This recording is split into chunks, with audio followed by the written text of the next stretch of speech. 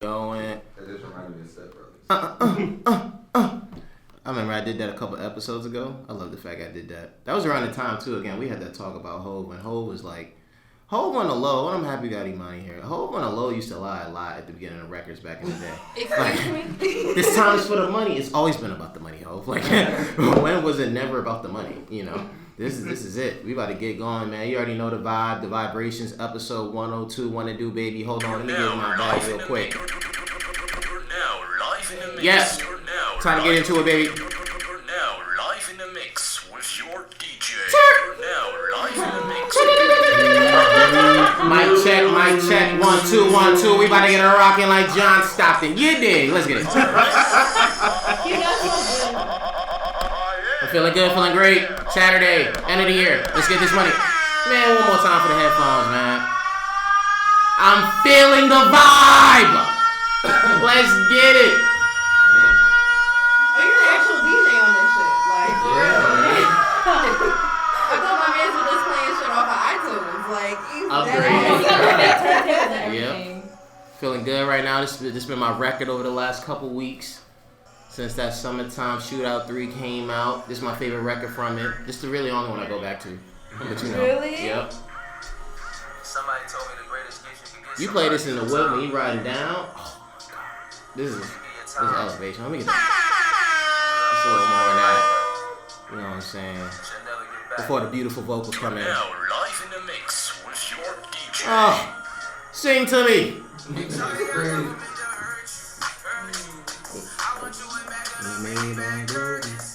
That's what I'm talking about. We got a great show today. End of the year. Round table. A lot of great things to talk about. The spice is out. We about to get to it. Oh, man. We can't wait. Yep.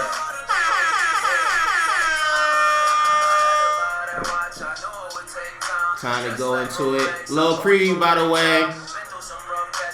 New Year's 2020. If you know, you know. It's cooking up. It's building.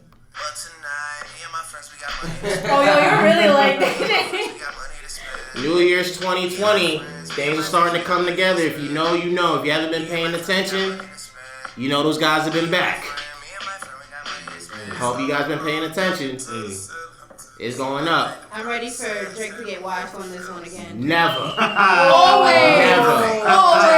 Never. Always. Side note, I'm happy the timeline is starting to come together and realize I get Future 2015 was like LeBron in Miami 2013. But I'm happy y'all starting to realize my man was really nice on that What a Time to Be Alive Part 1. Nice. I'm happy. I'm happy y'all starting to realize. I'm happy y'all heard Digital Dash again and realize, change locations, Jumpman ain't Jumpman without the Canadian, I'll tell you that much. Listen, that tape was Future. You know what I'm saying? That scholarships. You know what I'm saying? I hope y'all. If it wasn't for him complaining at the end, it wouldn't be that great. Which one? Which record? Hey, that record is what defines. Yes, that record is what defines. That record is what defines my toxicity levels when it's high. That is me at its core. Folks, what is going on? Welcome to the new episode of the Foresight Podcast. It's your boy Arden talking to you. Yeah, and it's your boy Wills. It's A to the Kizzo. L to the Z, L to the E. Episode 102 of the show. Thank you guys for listening as always. Of course, check us out on social media at Foresight Pod. Make sure you're checking us out on Apple Podcasts, Spotify, SoundCloud, and YouTube. Check out our writing, medium.com/@ForesightWrites. We have a couple of new articles on the way. As always, if you're a first time, last time, or multi-time listener, thank you for tuning in as always. Folks, how are we doing? We have two special guests. We got our boy Johnny in the cut. To my right, I got the Jay-Z of the writing thing. I got the one and only Imani in the building. Hov, what's going on with you? I'm happy to be here. This is my second year doing the round table for the end of the year, so I feel at home, you know. And to my left, we have a new friend of the show, somebody that's been rocking with us since the summertime. Mm-hmm. You have seen her work on the likes of Billboard, damn near interviewing and writing about everybody that is somebody having a way with words. We got our friend Regina Chow in the building. What's going on? What's good, guys? Quite the intro, thank you. And, you know, A-Mike for a reason. You know. He's a go with the intro. I know. I try, man. I try. But fellas, Wills, A.K., Gianni, yes. Because you're behind the camera does not mean you're not an active participant. My man's was parks to this show. Yeah, he's the parks to this thing, man. But folks, how are we doing, man? You know, 4 days before Christmas, how are we feeling? I'm alright. Sorry. Christmas got me stressed out. I still gotta finish shopping, probably today or tomorrow. Well, that's not gonna be fun. Yeah, I know. It's nuts. I'm about to just ordered a bunch of stuff from Target and just put pick up. So I just went in there, picked it up, and just dipped. So I might do that again. Yeah, other than that, I've been chilling. It was like the last week of school. It was cool. It was hectic, though. Mm-hmm. Oh, my God, little kids. Oh, I got to tell them a story. Yo, little boys think I'm famous, these little kids. Because, you know, I work in the elementary school. Yeah. So it's like they in 4th grade. And they was talking to me about Juice WRLD or whatever. Then they told me like, "Oh yeah, you should be a rapper. Like you look cool, or whatever." I'm like, "Nah, I'm not a rapper. My friends are rappers. And I just do a podcast." So it's like, "Your friends?" I'm like, "Yeah." I'm like, "They got videos." They're like, "All right, let me see." So I pull them to the side. I got like these little group of boys they chill with me. So I like, "Yo, look." So I show them like 10 seconds of his video, and they see like 3 seconds of me, they go crazy. Oh my God! Oh my God! You're famous! I'm like, no, I'm not. Chill out. They're like, oh, I see what you're trying to do. You're like Peter Parker, and then you're doing this, but then when you leave, you're famous. It's like Spider-Man. And I'm like, I guess you could say that. Yeah, so then he starts, one kid starts telling everybody, yo, he's famous. I'm like, chill. He was like, all right, I'll keep your secret. And then he was like, where's your friend? I'm like, he works at the high school. He's like, what? So it's a secret for him too? Yeah, that's right. It's a secret for him too. I was like, yeah, man. And then I even showed them the podcast. But when I showed them the 100th episode. Yeah. And we had the bottle, so they was like, "Oh, what are you doing?" I was like, I clicked out. I was like, "Yo, go, all right, time to go back to your table." I see nothing. Way to go, Wills. That's how my week went. Oh, that's what's up. AK, what about you, man? I see you survived. Yeah, my shit was stressful, you know. Niggas have finals, right? Niggas are having girl problems, you know. But What's new? that's life.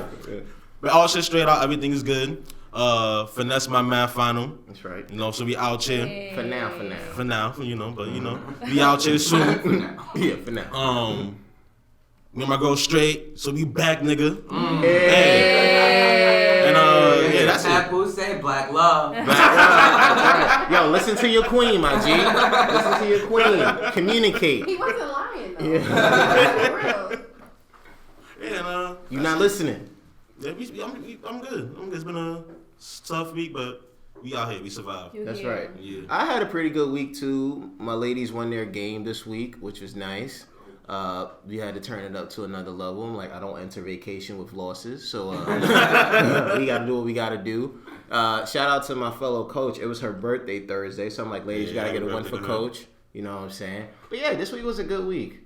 Got the trip to Philly this weekend, so right after this, I am out with my boo thang to Philly for a couple of days. What are you doing? Yeah, that's yo. Shout out to Beezy. They going outside. Yeah, right? You see us? And on a jet though. Yeah, you Like, know, vacations and shit. Yeah. I hope the hotel we got nice robes because I'm just trying to robe out. You know, I'm trying to do what we gotta do. You know what I'm saying? You know Niggas what said I I mean? hope they got nice robes. Not I hope that Are you guys you going taste like just to good, go, or like are you going for like? Yeah, something? we're going just to go. Like I love Philly. I Like love I've been to Philly Philly too, yeah. a handful of times over the last couple of years, but I did usually day trips because it's like 2 hours away. So you just hop on the mega bus for like $6 one way. I know, right? You get to Philly in and out. Yeah. But you know what's so funny, man? I ain't gonna front. I was a little corny for this. I went to Philly like before Drake and Meek got cool again, and it was like my first time going. And I'm like walking through Philly and I'm playing like back to back out loud. No, they play it too. They play like the games too. Like, it's crazy. I'm like, yo. I'm like, we won. I didn't want to smoke. I'm like, we won. He's like, yo, y'all chill. Yeah, I was Yeah, like out. nobody paid any attention. Yeah. Like, what is he doing? Like, It was 10 o'clock in the morning. I That was my version of 6ix9ine stopping by Chicago. You know, at 5 a.m. Nobody- Yeah. What? Just add blood where everybody at. Old block, this is no block. Oh, good times, man. It's gonna be funny as hell when we get back next summer. But yeah. Special episode here. We got a round table, you know, taking it back to those MTV2 vibes, you know, oh, let's talk about the year and whatnot.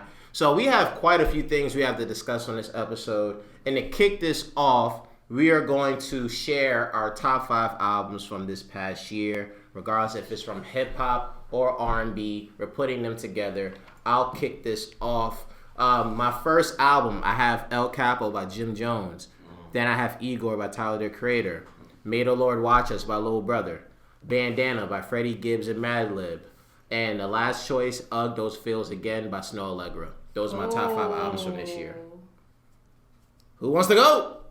how are we doing this? Are we just like saying our answers? Or Yeah, are we we'll just go like... around and then we'll just react, you know. That's not their going. Mm-hmm. Shit. Okay, you next. Alright, yeah, you know me. You know my I got Young Thug, So Much Fun. Oh, Yes. I got yes. See, I told you this would happen. I got Ari Lennox, Shea Butter Baby. I got Maxo Cream, Brandon Banks. I got the Baby on Baby, and Jim Jones, El Capo. High five! Alright, so I'm gonna keep going. I It's already know AK. who's on here. Oh, yeah. I already know. First name Go too. ahead, say it. They call him back. No, even though if it was, I was about to mention, I'm sorry, it's not like hip hop or R&B, but I put Burna Boy like as my number 1 too. I don't care, I'm gonna have to say it because that's what Number took up one. most of my time. Like, yeah. Exactly. So number 1, Burna Boy, right? Then I got Wale's Wow That's Crazy up there. Summer Walker's Over It. Young Thug, So Much Fun. And Tyler, the Creator, Igor. Like from my honorable mentions, I got like the Baby. If I knew I could do that, I would have done that too. No, I'm kidding. That shit, you can do that. I did that.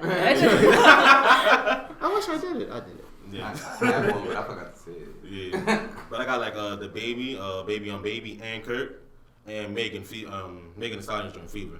Yeah, and what's his nigga name? Oh, Boogie as well. Everything's for sale. Everything for sale was Yeah, a everybody really, left really him out of strong like album. all these lists. Yeah. That's your stuff. When that came out, what was it, February? Nah, Early. It was January. I remember I went to that concert. And he didn't really have a standout signal from that record, right? That never really like popped crazy. It was a good project. It just didn't have the signal, and he kind of just like dipped. It feels like. Yeah, not 'cause he was doing the tour. Yeah, I know. I don't want to say it, but I'm gonna say it anyway. I think Shady messed it up. I don't think Shady messed it up. I think like for the upcoming artists like him, what they kind of did was a good and appropriate. But I was gonna say like they messed it up with the M verse.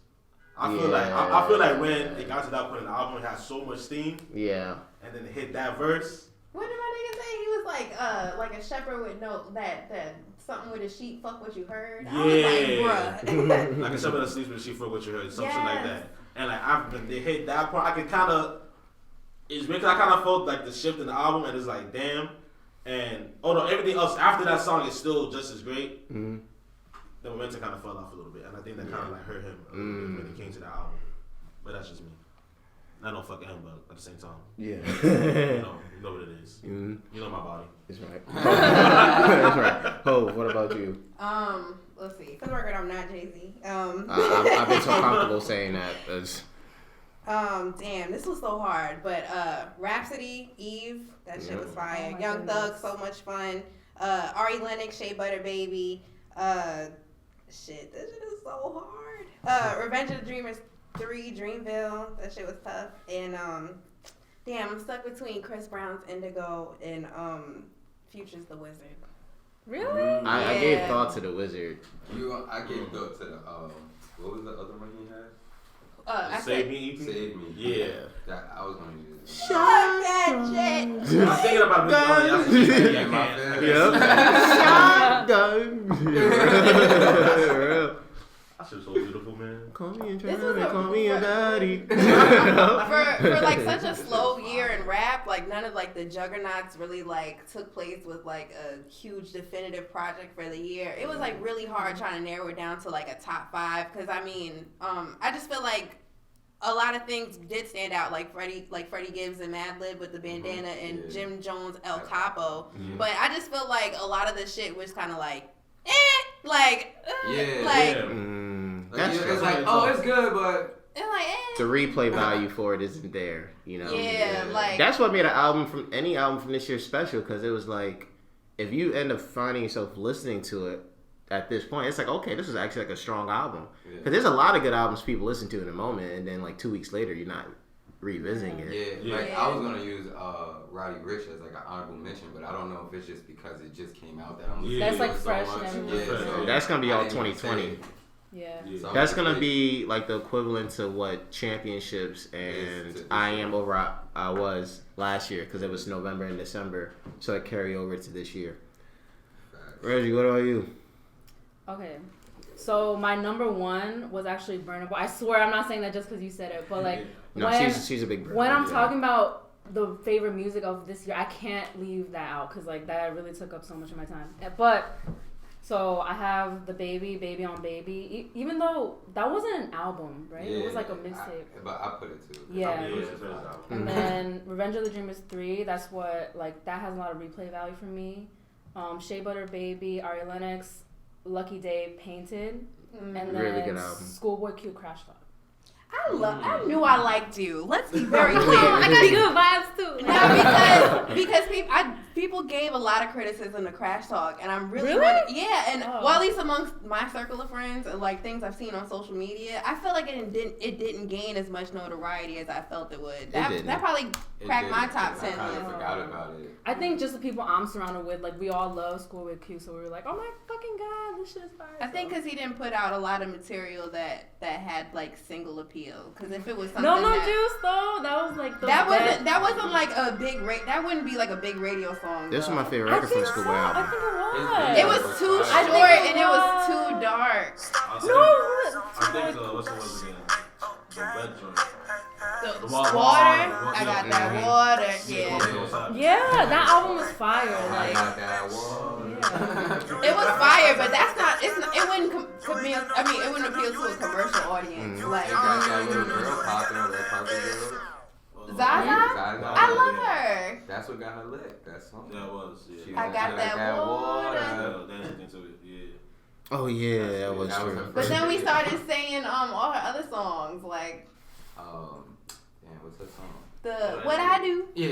Oh. That's my And then that's another. That's fine. That's my shit. But nah, that honestly, I'm not surprised by all of our choices. I felt like the albums we ended up picking were just albums that more so were just really, I think, really rich in regards to just like the quality and the replay value. And I mean, for me, I would say for my list personally, the furthest this goes back is I'll probably say would be May with Igor. So for me to be at this point where 7 months later it's still in my rotation, I think that's a pretty good sign. Same thing with El Capo. El Capo was like May or June. So for that to still be in a rotation was pretty nice. Now to what we feel are the best rap and R&B albums. So the single, the solo rap album, the solo R&B album that we feel is the best. We're gonna switch it up. AK will kick this off with you. Okay. For solo R&B album, Summer Walker's Over It. That shit. I honestly think self-explanatory. Yeah, it's just fire. it was elite. it was It was elite. It was elite. There's nothing more you can say Yeah, about it it. was in my elite. opinion. It was elite.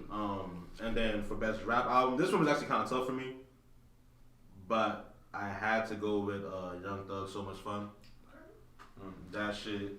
Johnny's face. Yeah, reaction.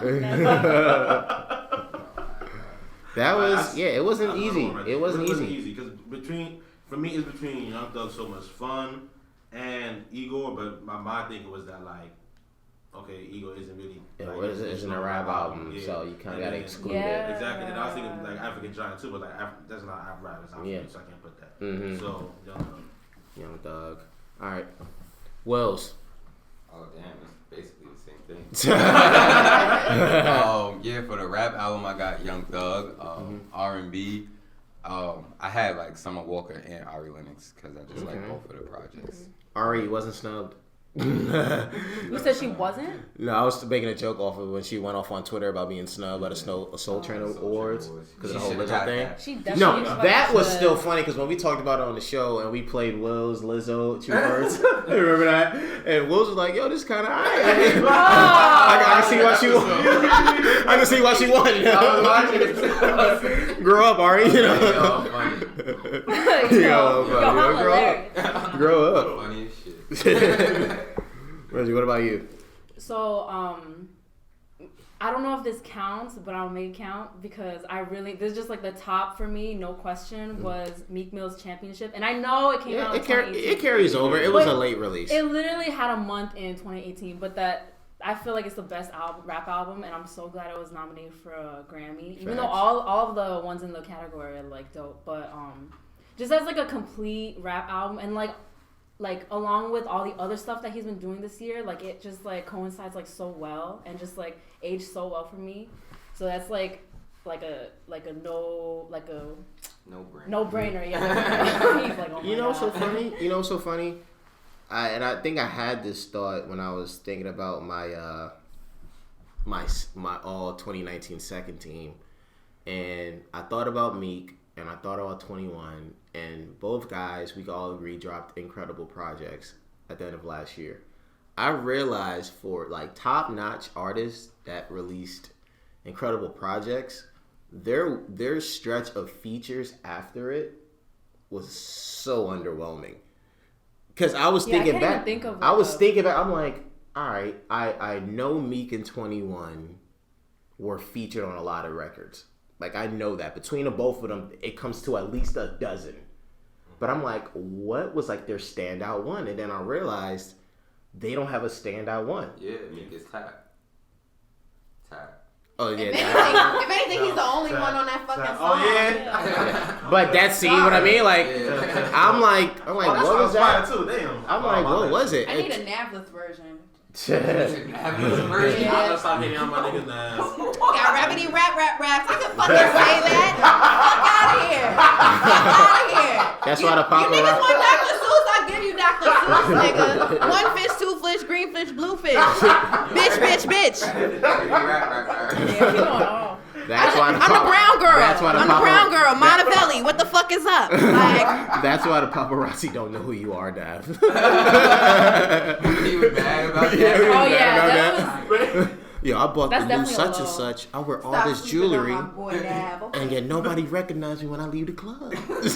Oh man, for me, it was the R&B choice for me was easy. I went with Snow, Those Feels Again. Woe for me is like the R&B record of the year. I love Woe. That's such a great record, and the video was fire with her and Michael B. Jordan. Yes, he looking the fuck good. Bro, I wish he played for my team because I don't think he liked brown skin girls. Or whatever. My best rap album. Nice segue. My best rap album. You know, I try to do it from time to time. It was tough because I was deciding between three albums. I was deciding between Jim, I was deciding between Freddie, and I was deciding between Little Brother. And I went with Jim again. Shit. I went with Jim again. The El Capo was different. It brought back the city. It brought back the city. It really did. It brought back the city. It was just right. Purple Haze 2 is Purple Haze 2 is fire too. Oh my God. Purple Haze 2 is fire as well, bro. He blessed us with back-to-back Max B features, bro. Did you go last night? Nah, I was at crib just chilling. Preparing for this. Yeah, right. Locking in. Yeah. Facts. Bro, I just started realizing I'm saying facts like battle rappers. Like I'm Tay-Rock. Facts! We got it. But yeah, the Purple Haze 2 was fire. I had to go back to Jim. Best rap album, best R&B. Did you give yours? Oh, my best R&B album is You gave yours too, right? Wait. All right, We are asking for R&B. I don't think Best I rap said it. album and best R&B She said album. championship. Rap was champ. Oh, you I- said that. You said I didn't do championships. my Yeah, R&B you one, got though. into like the whole feature. Yes. And then it just. Oh wait, Apologies. but what was like your point about the features though? Like, No, you I was did just saying. they I was didn't- just. It was just like a side note. Oh, like, okay. I'm For like, a do you top need notch that album. to, No, like- It's just like for top notch albums. The feature list they went on was like a terrible run. Like, Yeah. just in general. Opposite of Cole. Like, Yeah, on opposite his of Cole, features, yeah. opposite of like the others we've seen go on great runs. I'm like, I can't give you a great verse, you know? Yeah. That's right. Because R&B, or did you give it? R&B. R&B? Oh, I'm gonna didn't? say this right now. Like everything R&B related is gonna be Ari Lennox for me. Like Okay. everything. Like and then Summer Walker close Me second, too. but everything she's number one for me. Same here. I agree with Ari being number one. She will never be underrated in my music library at all. Period. Never seen it. My only thing is about Summer Walker. I just felt like Over It was one big ass song, and I was over it. And The bar. and She's good with the I puns. do like a lot of the songs on Over It. Like I love the song with her and Bryson Tiller, and the Come Through joint with Usher, and there's a couple other songs. But like I just felt like if there's no way I could play it all the way through. It would be like one big ass riff. But as far as best rap album, consensus wise in hip hop, I think we can all agree Freddie Gibbs gave a great performance with Bandana, and him and Madlib are like a crazy duo. They hit it out the park. But for me, my best rap album would be Rhapsody's Eve, just like as a black woman, period. And I feel like she was snubbed for a Grammy nod. I just feel like she deserved. And the reason why she didn't get fucking nominated is because the whole album was talking about black women. And I'm going to just push the mic. And that's all I'm going to say. Speak your truth. I said what I said. Stand on the ledge a little bit more. Proceed. But yeah, that was actually a great point because I remember when we had our Grammys talk. This was the point I forgot to mention during our Grammys talk, which was a great talk, which was Rhapsody was definitely snubbed. I think there was another act we may have mentioned, or the timeline was mentioned that was snubbed. But the point I missed out on that I think I tweeted on the timeline was that's what happens when like all of the popular albums are actually good albums.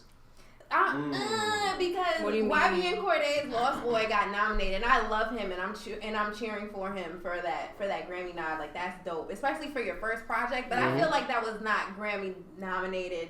I just feel like. But that's what I'm saying. It proves to my point because like You don't think it was Grammy worthy as like the rest? But- yeah, I feel the same. I'm a huge Yeah. Corday fan, but I didn't mention him. But that's why I was saying again, like it's different. Like other years, I feel like when it comes to like the hip hop award nominations for the Grammys, especially for like album of the year, I feel like they typically mix up between the popular albums and then like the underrated albums because maybe the underrated albums were that great, or maybe because you had the room to put them in there. Like you could fit in one of them, you could fit in two of them. But for a year in which again, regardless if you felt like it was Grammy nominated or not, when the popular albums by the popular artists are actually good, it's like you gotta put them in because it's more egregious if you take away the more popular act and you bump them down. That was the one point I was mad at myself after that episode that I forgot to mention because I looked at the entire list. I'm like, these are all not only good albums at the least, these are all by popular artists. Yeah. I'm like, who are you kicking off the list? Okay. Like you just can't. I'm like, somebody gotta take the L, you know. Why they didn't put YG up there? For which album? For the I like For Real, but Grammy. Oh no, we're gonna talk about Grammy? that. We're gonna talk about that later. I was trolling. But Oh no, that no, see, that I really was got fire. into it. No, that was fire. He just couldn't. Only because I feel like YG let Nas down with that one, but that's another topic. Yeah. He just couldn't promo it as much because of like the timing of like. I get he was grieving, but the project was trash, and I was. I liked in the it. dark. Yo, do your I dance could've song made this that summer. song. Do your dance. I just like Yo, I love YG though. So. I love YG too. That's why I was really disappointed in that shit. If you want to talk about like most disappointing projects of the year, he's like top 3 most disappointing projects. Oh, that's a. God, Oh wait, no, I'm you dead had ass. Like I didn't mean to jump the gun, but for real was like a super letdown. I said what I said. Period. But I'm actually really excited about this next one. most disappointing artist and most surprising artist of the year. For me, if I kick this off, I already know my answer. most disappointing artist for me, and this was kind of like a lazy answer, but at the same time, it gave me the strongest argument. And I know it's a random one too, and I think I said this last year as well, but I'm going to go with Childish Gambino.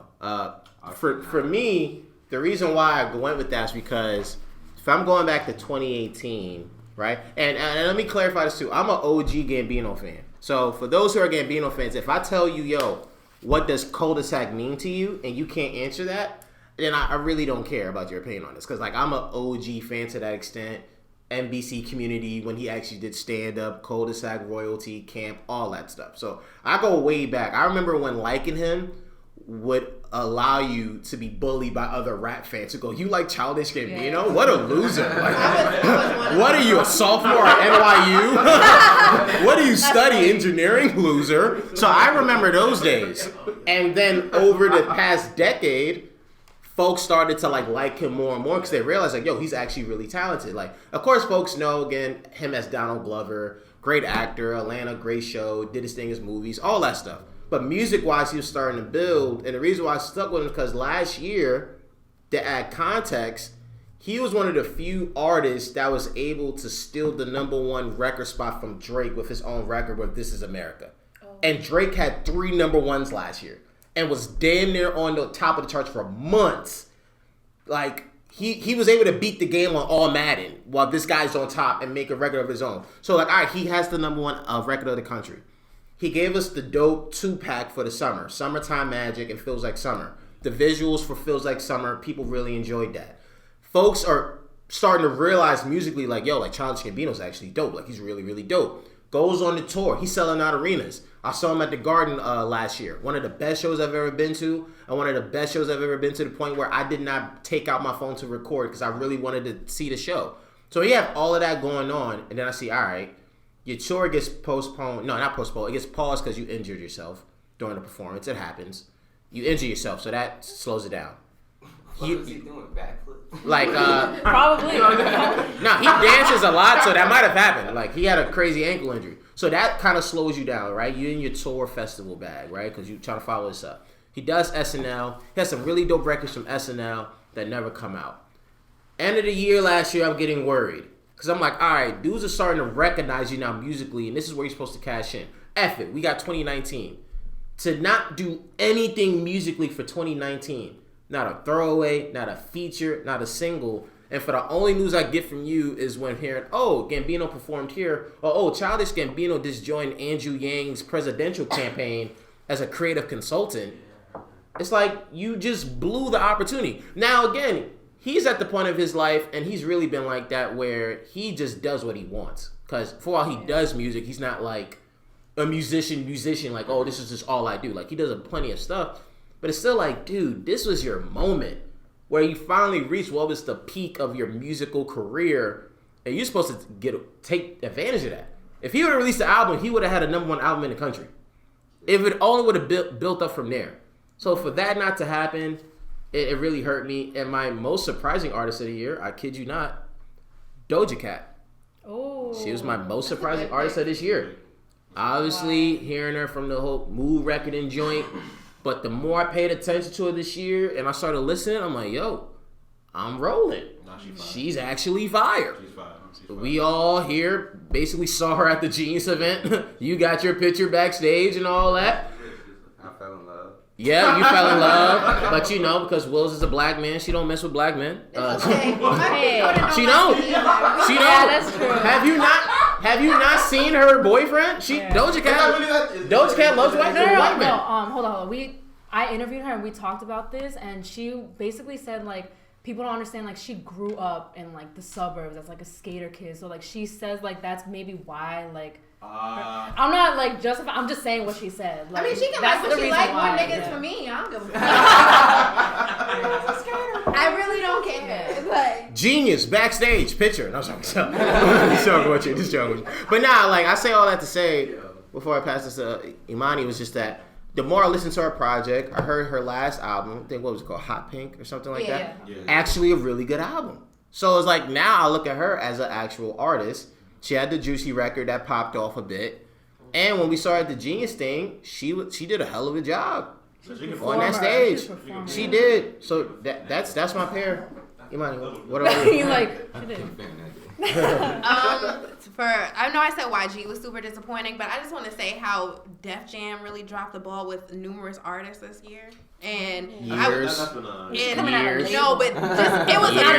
She's like, I'm coming out of a they label. they fumbled the bag with 2 Chainz this year. That album was not all that. LeBron couldn't save it. That was such a big letdown. LeBron couldn't save that album. And who else? Fabulous with Summertime Shootout 3. Yeah. The production was elite. Don't get me wrong, it was elite. I love the idea of like the cold summer. It really felt chilling. And obviously like a lot of drama was happening around in his time around the summertime. So that it made sense.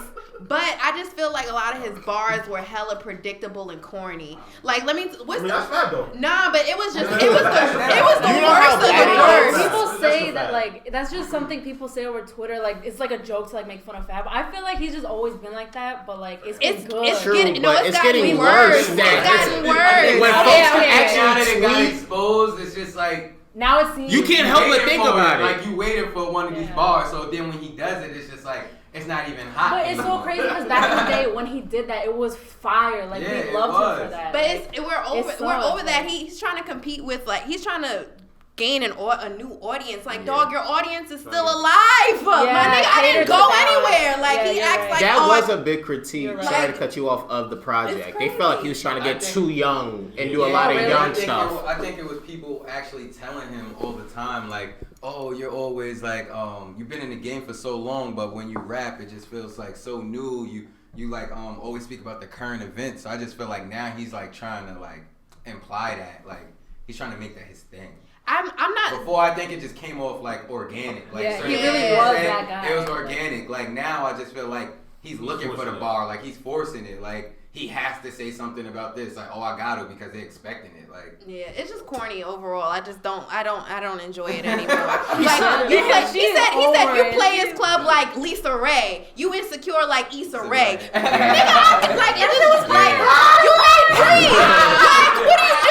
I was like, yo, Fab. That whole verse on that song is his worst verse ever. He said some shit like prostitutes in the winter on them hoes cold. Like, are you joking? He's playing with me. He's dead ass playing with me. Like, I want to fight that nigga. I don't care if he knocked his alleged fiance's teeth out. We can fight too. Like, I'm mad. That's how mad I am. I was let down. So Def Jam dropped the ball on numerous artists this year. And most surprising artist, I would have to say Jim Jones. And I'm not saying that wow, Jimmy, like back again with the good album. But it's just surprising that like he's like the standout nigga in Dipset, and like Jewels is somewhere flapping his gums in a cell. Like it's just crazy. Yeah. I never in a million years would have thought Jim Jones would be like the most elite Dipset artist. Yo, that's crazy. I was just having a conversation with my mom because I got my mom. She's like super into podcasts now. Like when I'm not home, she sits in my room just watch like Joe Budden podcast. She loves like you. mad shit. So when I come home, she be like, "Oh, I watched this interview. I watched it." So she recently watched Cameron's, and she started asking about Jim Jones, and I'm like, "Yo, Ma, Jones is like the nigga now for Dipset. Like he the top gun." And she's like, "For real?" She was like, "It was always Cameron." I'm like, "Yeah, but I'm like Jones holding it down." And she was like, "Oh, I'm so proud of him." That's my baby. That's what's up. AK, have you gone? Not yet. Okay, before I start though, I want to bring up your Gambino point, right? Yeah. With me, when it comes to me musically, I feel Gambino has reached the point where he doesn't like he can push back his album and it won't really be that big a deal. Like he's probably gonna go, regardless of if he had a plan built up towards it and if it failed, whatever. Regardless of that, no matter what time he drops his album, it's still gonna reach number one. So I don't think all the build up was really for nothing. Shit happens. I feel like he's obviously gonna come back, rebuild, get back stronger. So that's why for me, this wasn't really like a disappointing year because I thought, like, you know what, he's probably gonna take his time off right now, and then this is what it's gonna be like So I'm jumping way ahead for my bold predictions next year. That a lot of these like bigger artists, top tier artists, like just took the year off and it's coming back a lot much stronger. Like in 2020. That's why. But jump ahead. I was actually hoping he did something because he's with a new label. He's with a bigger label. He's with RCA. He is with RCA, but I think RCA the last year. That's why I wanted to see what he can do instead of if he was with Glassnote or something. Whatever. It was a small ass label. Like it was a small ass label, and he dipped and he went to RCA. I was like, oh, this is exciting times. Nah, but I feel he can still do something bigger though. Honestly, I think it was just pretty much a bad time situation considering everything that just happened. But anyway, aside from that, for my most disappointing, I really just gotta say it. Go ahead. Oh no. Come on, bro. It hurts me to say this, but Big Sean. Wait. Wait, time out. You know what's so funny? I almost went with Big Sean too, but I wanted to give him bail. So I'm like, my man's just coming back, so I wanted to hold off until 2020. Yeah. But he did drop some hit though. I ain't gonna hold you. That's funny. I was saying that too. I didn't want to. Again, Brantley, Big Sean correspondent. I'm sorry. I AK him. Gianni, get down. He said that. No, I said what I said. Little zoom in, just in case. But yeah, I almost went with Big Sean, but I was like, coming back. He's gonna open up. Why? Yeah, he's getting his feet wet. So I was like, I'll give you till 2020. But damn, go ahead, continue. I'm not gonna shoot that nigga bail for that. For the simple reason is that, even though I don't consider him, well, I do consider him. Maybe rephrase that. I consider Big Sean in the sense to be like on the top of the level where, like let's say, for example, like J. Cole or Kendrick disappeared for a long time. Their first song back is gonna be some shit. You know what I mean? Yeah. I expect that from Big Sean. Like not every even though he might not have the best catalog, a lot of shit in his catalog shows me that fam, I get busy. Y'all know me. Y'all know my body. Y'all know what's up. Like don't play with me. This shit was mid, man. I expected better. And if you're gonna be doing this shit with Janae,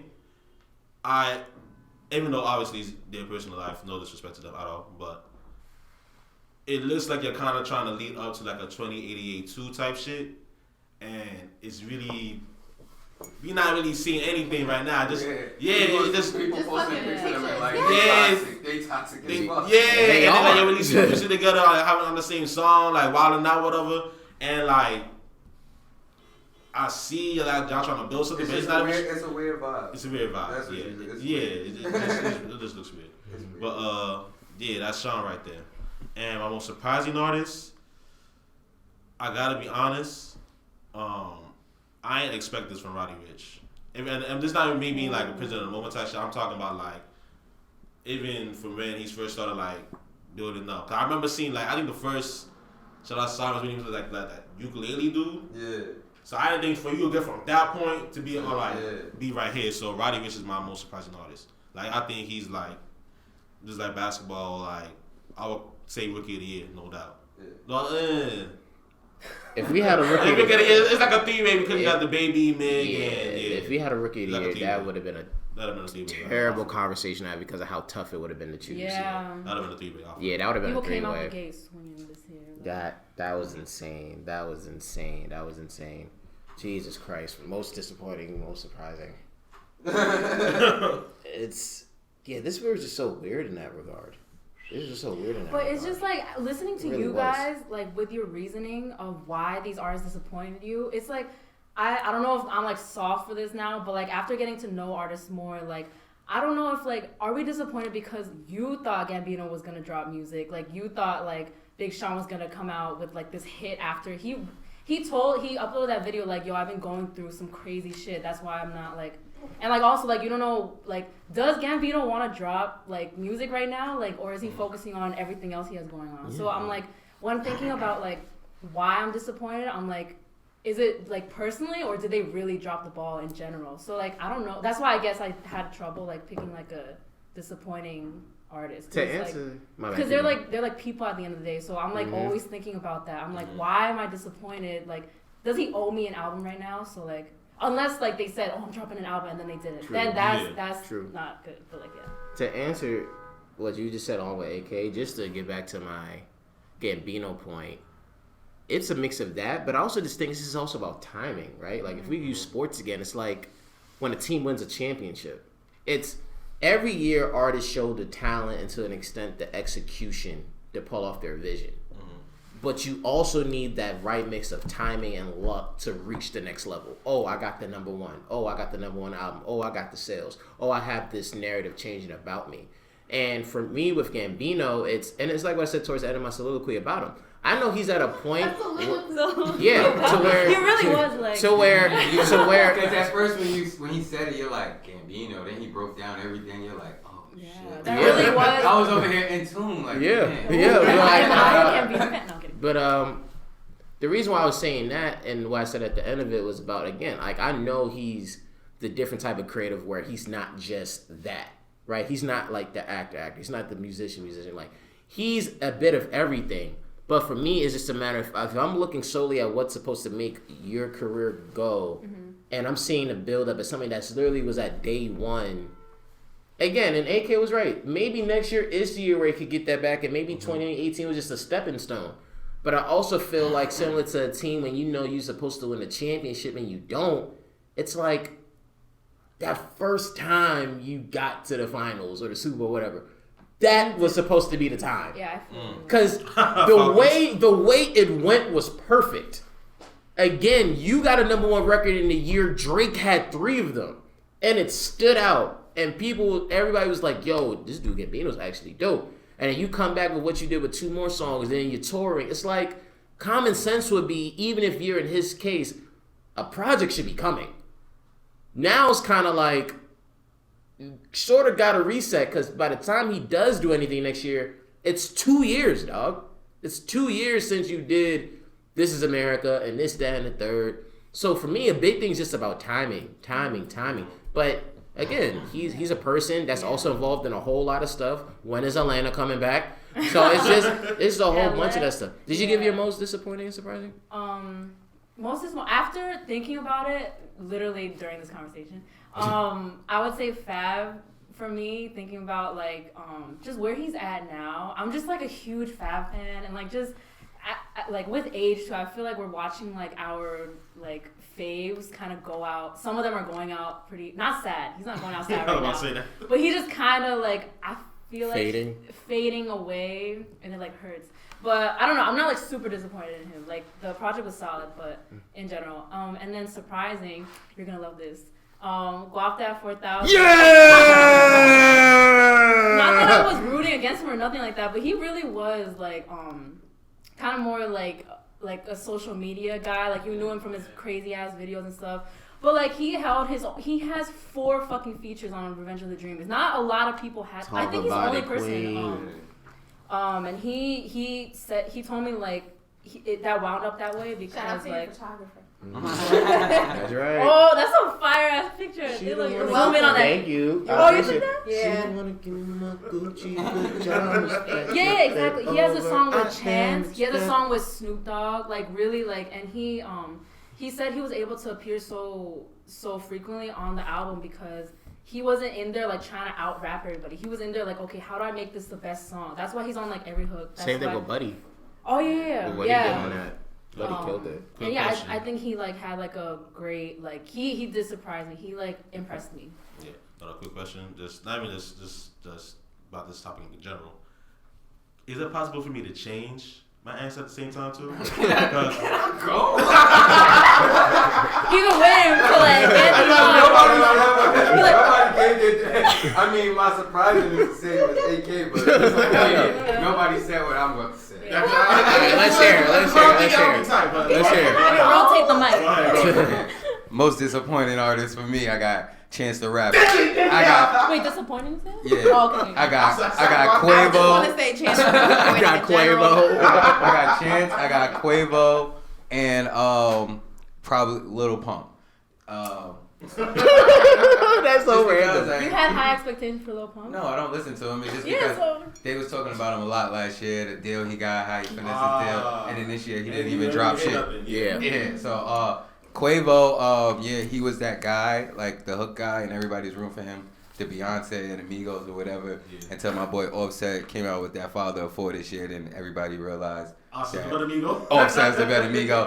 And Quavo has been quiet. Like, what? Even up Sweetie's ass. Yeah, I was about to say, only thing you can think of him this year is like riding Sweetie's coattail. Like, he's not doing nothing. Damn. Chance the Rapper, oh man, I didn't even listen to that project. I like added it to my joint. I didn't even click it. Hot damn, hot water, hot shower, hot ass. Yeah, I seen that on Twitter, and I went. I think I listened to that song, and that was it. But I like the Megan record. So are you letting Twitter influence No. I said I just seen that. I seen that tweet, and I was like, oh, okay, maybe it's a good song. Wait, what tweet?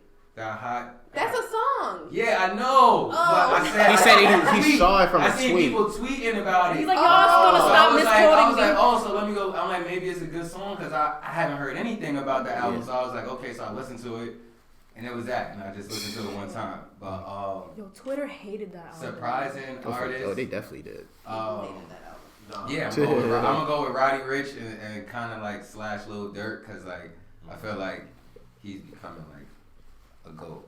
I just gotta wait for it. He got his back and started acting different. Yeah, he yeah. He's like, I'm going back. But he messed around and I want beat to that ask you, case. like, Chance the Rapper point, right? I think kind of like to answer your question about about how Twitter feels about the album. At least for me, when I first listened to it, it's weird seeing like Chance go from like, and you really think about like from 10 Day to 10 Day to Ass Rap seemed like a fair, like, you know, growth, transition and everything. Then from, you know, Acid Rap to Coloring Book, it still all felt like kind of natural, right? And then Big Day just seemed like a lot of,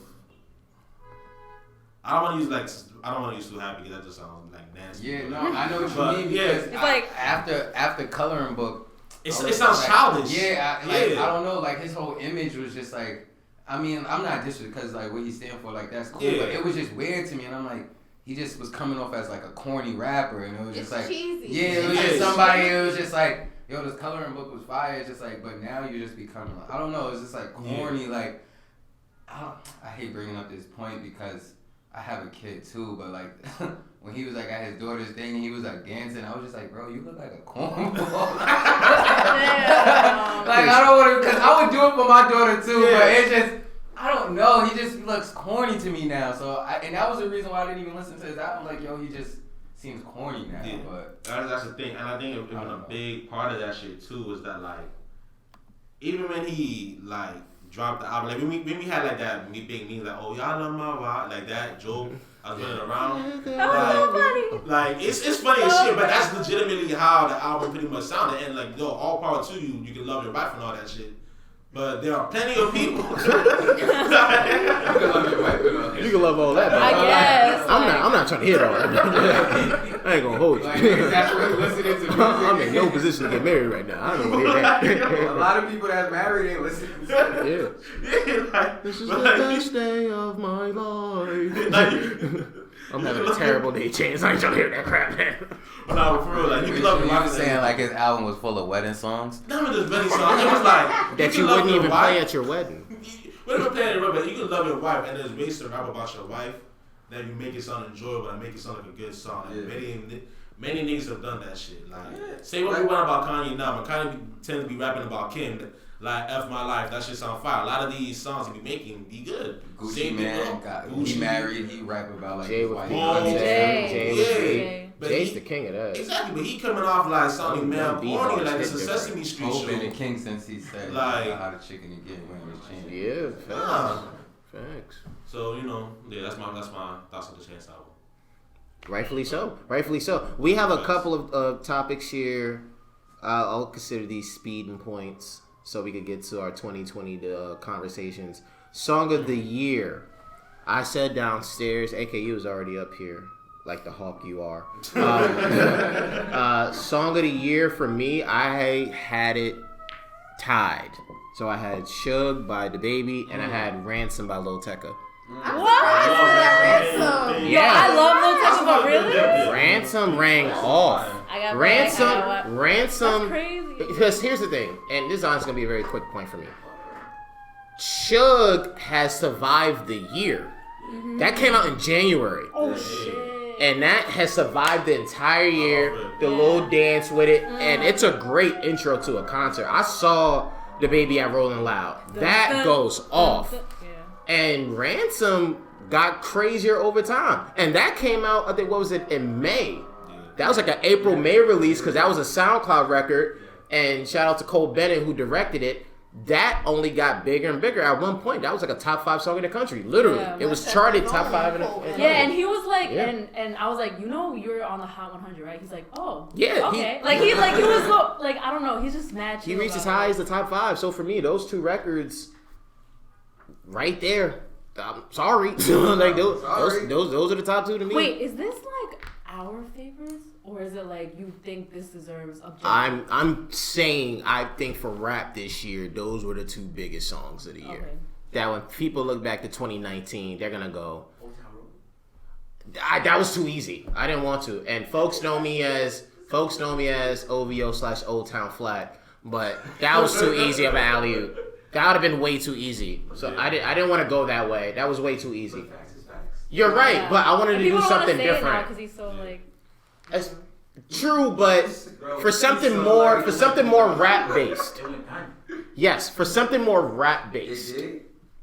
Yeah, for something more rap based. Kids were singing that in school last week. Yeah, for something more rap based. Of course, it's rap. We'll accept it, but for something more rap based than those things, I went with those 2. Wells, what were your 2 records? I got, of course, Suge, and then I had that City Girls joint, Act Up, and and then it was kind of like No Guidance. I don't know. I don't know. That was personal. It's crazy because Act Up came out last year. It did? Yeah, that's 2018. I take that back. So then I could go back because me and Jack, when I was talking about disappointing, I had Yachty on my list because he didn't drop shit. So my stock and Yachty's. Then I'm gonna just go with Suge. Y'all just take that as my answer. Actually, okay. My answer is the same as yours, pretty much. Suge and No Guidance. So yeah, that's 2 5. I was gonna have my New York bias come in and say, yo, Pop Smoke. Actually, matter of fact, I was gonna say welcome to the party. Fuck that. I was gonna say Big Drip. Yeah, thank you. Fabio Fori. Big Drip. Bow, bow, bow. No.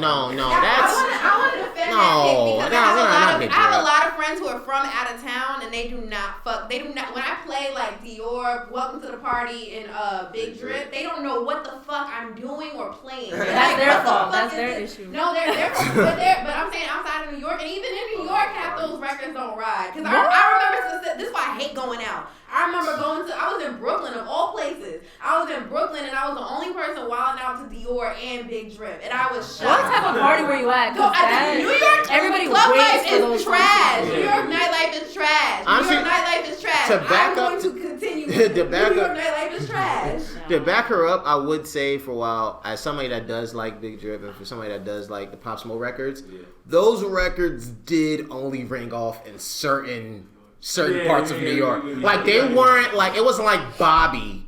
Like Bobby had citywide records that I'm talking even at bar mitzvahs. You play that, they're going crazy.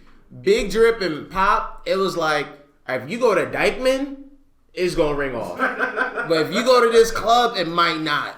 Yeah. This festival might ring off a little bit, but these are mostly white folks who don't know. But if you go back to Dykeman or the Rucker, woo, it's gonna be great. You gotta be in the you gotta be in the trenches to like feel the power of it. So I can see where she's coming from with that. But that's my fucking shit. I love that song.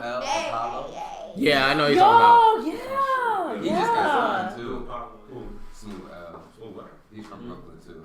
Oh, that's crazy. Brooklyn I was Drill. just thinking. When we talk about 2020, I'm gonna talk about a lot of this. I have the same picks everybody has. Suge, No Guidance. I'm mad we let light skinned niggas rule the summer, and that's all I'm gonna say. You was about to get mad when we was on the last time we was on the show about Future. I was mad then too. Let's break this But I'm stereotype. gonna have to bring in Hot Girl Summer, and I'm so fucking tired of that song. But it's not even the summer, and they're still playing that shit to death. That song sucks. I love everybody in that song, but that song itself is sucks. It's Handle annoying. me. Who will handle me? I feel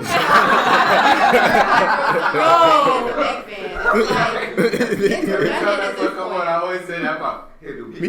Who gonna handle me? Nigga, he a player. He a member on the team. Real, bro. That's funny as No, hell. but what about my pick is Suge, but what about also mine was a tie with Ballin' too. I was waiting because if you didn't say that, I was gonna say that's a gospel song.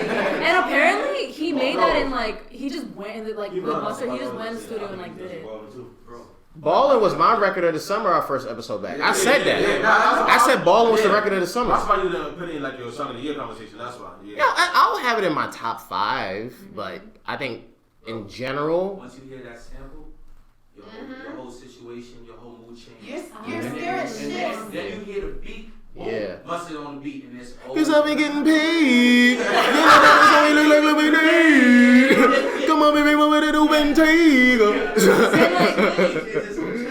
That joke be hitting. I feel like we been knew like Roddy is talented. Like every time like he was on a feature or whatever, we're like, oh, this kid is like great. But then like you talk to artists who are like who understand like pockets and like stuff like that. They're like, yo, we heard this song and like it was like he's special. Like that really was like, oh, Roddy Ricch has something special. So I really love that song. So it'll be a tie of Suge and that for me. Nice. MVPs, the 2019 rap and the 2019 R&B MVP. Man. For me, for your very own, my rap MVP of the year, it wasn't an easy selection at all.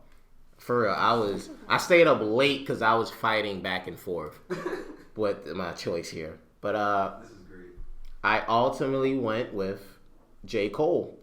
I wanted to go with one of I was extremely close to going with the Baby or Megan for my MVP. I was extremely close. But I would say the following KOD, the features he went on were A+ features. Middle Child at the top of the year. The touring, the Dreamville Festival, and you have Revenge of the Dreamers 3, and what that did, and how he did it. What he did for people. For everybody involved. Like a lot of cats got their first gold or platinum plaque. That's beautiful. Hey man, I gotta go. I had to go Cole. A lot of them, yo. And for my R&B MVP, other than having a great project, just because of how funny she is, man, I had to go Summer Walker. I went Summer Walker for R&B MVP. Great album, but the conversation she sparked, and the jokes, and the memes, she got it, man. She's the most valuable. She just don't give a fuck. She's the most valuable to me. But yeah, J. Cole and Summer Walker. That I'm rolling. That's who I'm rolling with. I love that answer. Reggie, what about you? My MVP for just to get out of the way for R&B is Ari Lennox. Like that's not gonna change. But for rap, for me was the Baby because just aside from the obvious, like yo, he's like the hottest rapper out. But knowing what he went through with his dad passing away, and like I don't know if you guys saw the interview with Ebro, like yeah, I was just about to bring that like he found out what was it like his album went #1 the day his dad passed away. And then he literally got the call at the same time, and just seeing how he's powering through that and still remaining like he's like killing all these shows, putting out all these like crazy ass videos, like and that too, like bringing back like choreo and like stage presence and just like, and then these music videos, these like Busta and like Luda like inspired like that type of like feel. I just feel like he really ruled like 2019, so he's my MVP. Yeah, no, almost fought. That's that. I mean, me and her have the same pick, so I don't know if you want to pick me. So, I got the Baby and Ari Lennox. That's it. For me, it's pretty much the same thing. Except for a few changes. For I had like Cole MVP, being the Baby and Megan Thee Stallion, because simply, first of all, I went for the Baby. Like I think it was already all said that like him empowering through his father's death, right? Him being able like to draw back on like the old, the old. Like I said, he is the ludicrous of it. Yeah, like the old ludicrous, old Missy Style phase and shit like that. Just his creativity is one thing, but even the fact like him dropping 2 projects in 1 year and then like him signing Stunner and putting Stunner on signing somebody. Like. Exactly, and like even just like being able to have 2 separate hits on like both like albums that are still like charting, like making rounds and shit like that. And then even with Meg, simply for like the entire movement she started, which I don't think has like has not been seen in a long time. Like to keep it on like Meg's whole shit kind of reminded me like when Nicki first came out with the barbs and shit. Yeah, I don't even use a wrestling comparison, more like with like Daniel Bryan with the whole Yes Movement type shit. Yeah, like that's exactly what it reminds me of. And she got the people who are like behind her. I don't think that's ever gonna change. So that's my call MVP for when it comes to R&B. Summer Walker. Yeah. I ain't gonna front. I was hoping I wasn't gonna be the only one with not even with the music. Just like I would have won with Summer, but I just don't like what she's doing at the shows. It's horrible. Yeah, I mean that's the only thing that gotta change. But like music wise, her should just be like it's the best one. If anything else, like Snows, I probably like obviously an honorable mention. Yeah. Ari's an honorable mention. What about that model? I can't say it. Mahalia, she's up there too. Oh, I'm gonna save it for my all R&B teams, but she's on there. She's on one of them. Really? I had this on the topic list. I thought you meant like Jesus Christ, guys. Together, not like separate teams. This nigga not reading his notes. It's alright. I got it together. Like. It's alright.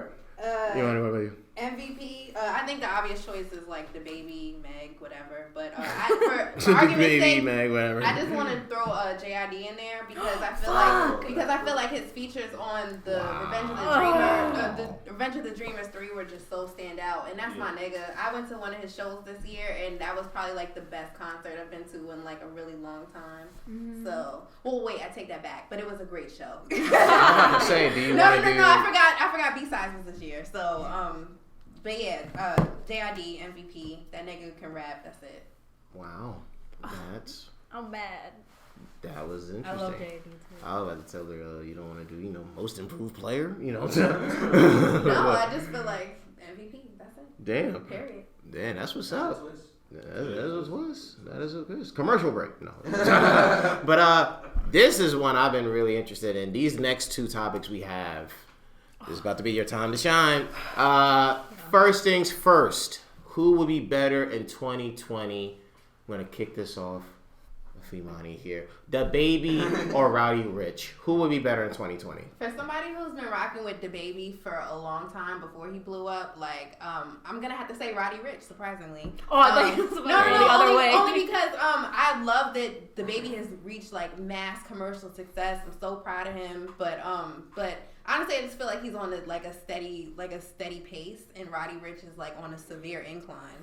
So as far as like cohesive projects, the Baby's projects are cool to listen to, but it's not like it's not album worthy. Yeah, it's not rich. It's not like it's cool songs, like that shit got some bop in it, but I need a little more. It was a need. Yeah, like the beats are cool, his rap style is cool, the videos are great, but and the features are great too. But I need something more cohesive. And it's starting to sound the same. I can't differentiate Kirk from Baby on Baby aside from the fact that they have different albums. Like that's it. And Intro is probably like the deepest song he's had. The like most relatable. Yeah, thus far. Yeah, like something that really touches people's hearts. But I just feel like Roddy Rich could be on like a crazy incline. I'm still mad the Baby said what did he say on Bob?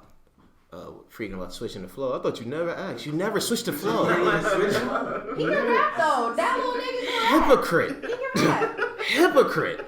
Don't tell me you about to switch the flow. I was waiting for the flow to switch. Yeah, you never switched the flow. He just paused. And went a little faster. So switch the flow. I thought you never asked. So like, you're saying the same thing again over and over. All right, whatever. Whatever. AK, what about you? I gotta go with Roddy Rich. I think it's to the point where like I think he's gonna have like his feature the king of features year next year. So because I don't think he's gonna drop out any new album anytime soon. Maybe like an EP or something. But I think the singles he puts out, the features he does, he's gonna be like everybody's new like hook man. Yeah. And I think that's gonna propel him to probably get more appearance on the charts, all the other stuff. And yeah, that's pretty much it. Wills. Same thing. Roddy, yeah. I mean, you said when I told y'all like same shit he said, but he's gonna be that hook man for 2020, and everybody's gonna use him. And yeah, it's basically the same. The baby, what she said. Yeah, you articulated that really well. But one thing about both of them is I feel like they both gonna get criticized because the baby, he's gonna get criticized because he never switches his flow. Roddy Ricch, he's influenced by Thug a lot, and you could really hear it. I don't know if y'all peep, but 21 Savage kind of threw a jab at him when his album dropped. The day Roddy Ricch album dropped, 21 tweeted, he said, a lot of these artists got to start giving credit to Thug and Pluto, saying like, because people were saying like, oh, there's a few people I've seen on my timeline also saying like, oh, Roddy Ricch, all his songs just sound like Thug and Future songs or whatever. Yeah. But they both going, so I'm going with Roddy. Honestly, before Reggie speaks on this, I'm a little surprised.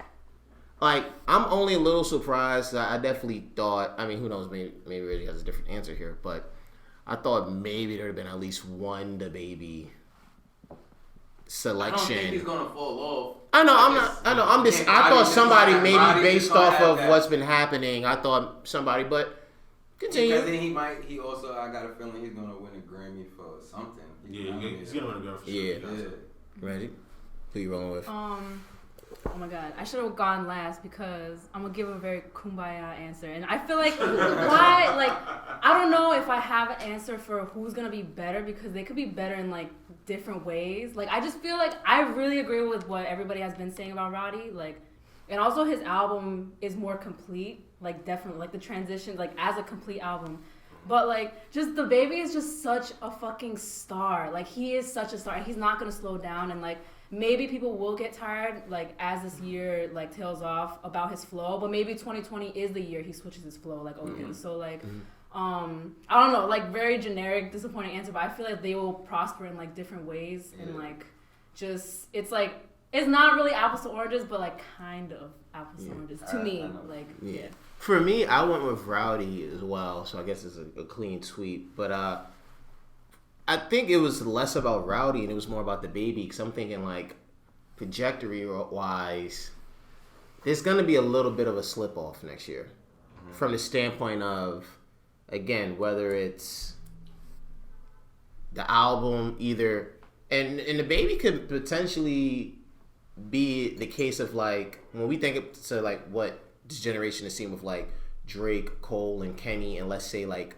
with Drake, for instance, right? When you're the guy out of the three that has the biggest singles and stuff, when you're not the best album artist, like your albums are generally solid to good, but it's not like, again, with Drake compared to like Cole and Kendrick, like they're not, his projects are not normally great. And his classics are normally the most debated because to me, I've always said, I think he only has one true classic, and if we go mixtapes, I'll give him two. But those other two have weighed more, and his are always more debated based on how you look at a Drake project. And I think DaBaby's going to see a lot of that next year, where if he does come out with another project, which he will because he's a workaholic, but it's just, folks are going to look at you differently now with how you do your projects. Do you have the singles? Are you able to put together a better body of work? And I think with Rowdy, he's going to be better because he's also in a position of being the newer act. So the expectations for him aren't the same. Again, we already talked about it now, and this conversation proved this point. We're looking at Rowdy like, bro, if you go on this feature run, oh my God, like you're good. You're good to go. And you already got the Grammy nod for DaBaby. It's going to be like, all right, can you give us more top 5 singles here? Can you give us another dope project? Can you give us this great activity on social media? So there's just a lot more room for error for DaBaby, and that's why for me personally I'm going with Rowdy. And that's not to say Rowdy's not going to put in work. He's going to, but he's not at that level with DaBaby where there's just so much room for error. He just need a rap beef. That's all. No, don't encourage that. He I just wanna hear it. He came in controversial from the beginning. Yeah, but And when he street handled niggas, every situation I'm talking clear. about those are just regular fights. I'm talking about I just want to hear him like go against somebody like rap. Nobody. Yeah, like music. Like, Rap beef don't exist no That'd be more. interesting. I know. It's all meme culture now. They need to bring back rap beef. It won't come back no more, bro. Everybody's too cool. You know why it's so trash? Yeah. You know why it's so trash, bro? We won't even hear subs again, really. Yeah. Subs are starting to disappear from records now. Not exactly. Not exactly. You hear a lot of general stuff. But I'm talking like, yeah, we hear a lot of generals, but we don't hear the sub like, ooh, this could be about somebody, or ooh, this is about somebody. Drake after Jay-Z, Drake take the cake. Yeah, like him, Kenny, Yeah, Cole dove into that. Yeah. Pusha was into that. Ross did that recently. Ross was doing that. Like, Wait, what, subbing people? yeah, with like direct subs. Like, You remember when Common called Drake Canada Dry or something like that? Yeah. That was my favorite. yeah, I remember. And he got his ass ate up right in that record. Right in that record. And that Stay Skeeting record too. I was like, thank you. It bothers me when the guards saw that. I'm like, you're doing Common a favor, because when has he ever been a god? I'm like, let's change that borough. He's never been a god with that. He not about to do that, but He's never been a god. Never been a god. But my man did not drop B. You feel me? what was that Common record I like back in the day? Go. That was a good ass record. That's a classic. That's the classic album. Yeah. All right. He made. Classic album. He may have been a little. Mary J. Come No, close. I'm saying he may have been a little bit of a god back. You know. I love that I'll give him I that. used to love her. Like that's like one of the best hip hop songs. That's right. I know, yeah. That's right. My friends make Yo, fun we of me gotta for get liking into. I Common. want to do that. The list of like top rap niggas that make women's songs, like female. Oh, facts. Oh, Facts. Drake is not a part of it. I hope you know that. Oh no, he's not. He's too toxic. He sings like I'm talking about like rap, like niggas would be like Yeah. Fab, like how Yo, Fab like make girls Wale. songs, like he Smino. raps and then somebody singing on Wale. it. Like Wale. But Oh. Smino's thing too, that's kind of hard then, if you don't include singing niggas. No, it's not. I seen it on High 97 and they did it without Drake. I would be fine with doing that. I'll be fine with doing that. I'll do that shit too. And to again, I gotta hold my man accountable. They say Guap Dad makes because he's songs. my guy is incredibly toxic with these women. I'm like, Jesus Christ, man, you're a goddamn psychopath. I'm like, you are a He need psychopath. an MIT professor. He need to stop fucking with bottle girls. Yeah, for real. Wait, My who man is? on Blue Drake. Tent. On Blue Tent, what he said on Blue Tent, he was like, I got the info on you because I'm cool with your friends. Whoa. I'm like, whoa, that is incredibly toxic. But I'm rolling. That's corny. Like, I would hate it when they I'm go, like, rolling. yeah, I know you. I heard about you through my friends. Like, You what know? type of shit is that? Oh. Like, it's weird. I'm telling you. He be going I'm through telling- in person. That nigga different. I'm Like, telling you, bro. Nah, he said on You With Me, he was like, I tell all of my exes that you with me forever. Yo, that's crazy. Oh my god. That's crazy. That's my guy, but fam, I'm honest here. I'm honest here. That's my guy, but I will always be honest. But it completes my toxicity level, so I listen to it. But this next one, if we have I ain't gonna hold y'all. If we have a common answer, I'm gonna be extremely disappointed. This should be a fight for this one. This is a great question. Who will be better in 2020, Dreamville or TD? I will kick this off. Who will be better in 2020? I am rolling with Dreamville. I am. I'm going off from the standpoint of forget just up top. Cole's going to do his thing in 2020. Kenny, whenever he wants to come out of retirement or whatever, he'll be just fine too because the critics love him. And he does make good music, but the critics love him, so they'll make it more than what it is. So the up top will be fine. I think Dreamville will be better because their depth will perform better. Ari Lennox comes out next year again. She's going to hit. JID, Boss, Earth Gang, all of those guys will hit differently because they have been doing so. And I'm seeing with TDE, their infrastructure a bit when it comes to that depth, it's not resonating the same. We talked about Schoolboy Q earlier. His album came and went, even though I too somebody that liked the album. And I like the record he had with Ty Dolla. and YG, the Lies record. But that came and went. And then you start looking at everybody else. TDE, to me, their depth has become grossly overrated. There's too many dudes from that roster who folks go, oh, it's nice. Oh, he's nice. He got up next. And I ain't never heard from in real life. I ain't never heard their projects get championed outside of who's up top. You For real. About, like what's that Isaiah. nigga? Yeah, Isaiah Rashad. Isaiah Rashad. Oh, a couple of other cats. So Absol. Like, there's a lot of cats from this TDE squad They just be chilling, like that, and I get that. I But think this, too, they just be chilling. yeah, but whereas a lot of Dreamville's, them, like, hungry. a lot of them get so hyped up every year. I don't hear from them. I don't hear none of that. I hear Kenny cooking up, SZA with Control, and hopefully she comes back up. So she'll be back up top. shit. But to me, when it comes down to just the depth, J-Rock. J-Rock helped save the day. Wasn't he Grammy nominated? Or He was. He was. He Yeah, J-Rock, You but got 2 Grammy-winning people on that team. yeah, but I feel The like whole team is about to win a Grammy this year for a Dream. Oh, they probably won't actually. either way for me before I pass this to AK, Yeah, I feel like Dreamville got this in the bag, and they beat. And if it's a 7-game series, they beaten TD in 5 games. I'm going 4-1. The Oh depth my is just way God. better. Damn. You know, so clearly I disagree with Dreamville Flag over here. You feel me? Right? See, man, add another one to my man. Hold on, man. Let me get a look. I'm gonna go with TDE. Add another one, man. I'm gonna go with TDE. What's what I'm looking for? Vehemently disagree with Arden. The nerve, the audacity, That vocabulary. the nerve. The audacity. Okay, so You gotta hit me with the side, like that Duffy freestyle. You know, And he did it too. He was like, okay. so I'm gonna start off with TDE. They've had this formula already where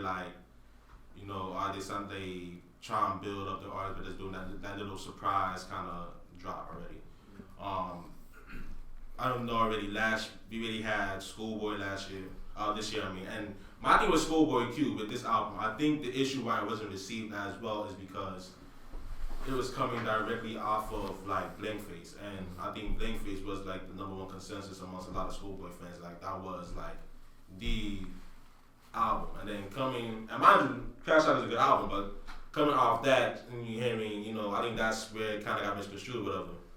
And then aside from that point, when we talking about like the roster itself, TDE, even though I know artists says, oh, you didn't really hear about a lot of these niggas outside of what people are saying. Isaiah Rashad's album has been critically acclaimed. It has been on like Complex lists, WSL lists, a whole bunch of lists. Complex. Let me get my. I'm just saying that it has been acclaimed. Okay, keep going. What we talking teams? Look, hold on. Let me pull up the Sunstar ratio. All I'm saying is though, like it has been acclaimed. There has been publications that have talked about these albums that has expressed like, yo, these are niggas that the next up to look for. Like, watch out for these niggas, pretty much. And then with Big TDE is moving, I think next year is gonna be the year where they're like kind of heavy hitters in a sense. I mean, outside of, I think Reason is probably gonna drop soon, but I don't think it's gonna be anything too crazy. Outside of Reason, obviously, is gonna be Isaiah. After Isaiah, I'm pretty. I have a strong belief from the bottom of my soul. A Kendrick project is coming out before anything big on Dreamville is coming out. I don't see Cole dropping until a minute from now. I don't think he's gonna drop next year. But I see Kendrick dropping next year sometime, honestly. And even after Kendrick, you still got Absol and all those people. So you really have one nigga. I'm talking about Isaiah Rashad and a person that a lot of people is like, yo, this guy's really next up. A lot of people have high praises for him already. Dude's gonna drop his like highly anticipated, second album. Then you really got SZA, who's probably gonna drop right afterwards. That's really a big up there for TDE. Mm-hmm. Then you're gonna have K-Dot drop, which again, I'm dying by this one. He's dropping next year. So it's that type of shit. Versus Dreamville keeping 100. Even though it wasn't too long, even though it's like last year, Boss dropped something late last year already. And then from that going into Dreamville, Venture Dreamers 3. He has some records he came out with this year too that I liked as well. Yeah, a few. And then same thing with GID. of this year, the Ari and Earth Gang dropped. And keeping 100, you talking about Def. Those are already the biggest names that's already on Dreamville that niggas know. Like, no disrespect to these niggas out here. Not a lot of niggas already know Lou. Not a lot of niggas out here know Kaz. Or Boss. Or Boss or Omen. So nobody's really gonna be keeping 100 checking for them that they're gonna be for TDE. And even if they do, like, I think a lot of what helped Dreamville in the sense was that people like Ari Lennox and Earth Gang and Boss kind of already had that organic, homegrown fan base. I don't see that shit for niggas like Kaz, maybe. I see that shit a little bit for Kaz. I don't see that shit for niggas like Lou or Omen. You know what I mean? I don't see that shit for niggas like them. So I don't think it's gonna work the same way. You know, so if they can probably drop an album, it's probably gonna be word of mouth. Niggas gonna fuck with it because they are co-label, and that's pretty much gonna be it. Versus on TD, you have niggas that's been shown and proved that we can spit here with the top of these niggas, and like y'all might seem overrated, but like I'm gonna quote Jay-Z on here, we gotta be underpaid, overrated, and a lot of these niggas, they skilled right now, and they honestly, I feel TD is the best roster in the game. I'm gonna stand by that, so I think next year they're gonna kill. If they all drop, then they definitely could. I feel like it's similar, before I pass this to Reggie, similar to like the DaBaby, a little bit similar to the DaBaby and Rowdy Rich argument. It's about the new guys versus the more established and the room for error and what's been building up and the momentum they have. Yeah. And I feel like Dreamville is in that position where they're the new guys that have all this momentum and they don't really have that very, very risky room for error, honestly. That's how I feel. Reggie, what about you?